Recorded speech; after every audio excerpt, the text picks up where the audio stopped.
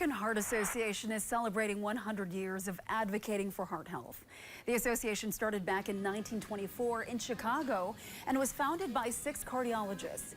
To celebrate this big birthday, the Northland branch hosted a party at Fitger's in Duluth. For the past 100 years, the organization has helped to raise awareness surrounding heart diseases, investing more than $5 billion for cardiovascular research. Well, today's celebration included informational booths with resources for heart attack and stroke survivors. Attendees also had the opportunity to learn hands-on CPR, skills that organizers say everyone should have. The Heart Association is on a mission this year to create a nation of lifesavers. We really want to create a lifesaver behind every door by creating more people who know how to do CPR and are AED aware, how to use an AED when necessary. We really believe we can make an impact and save lives. The American Heart Association's next big event is coming up on September 28th, where they'll be hosting a Northland Heart Walk. That will start at Fitger's and go through downtown Duluth.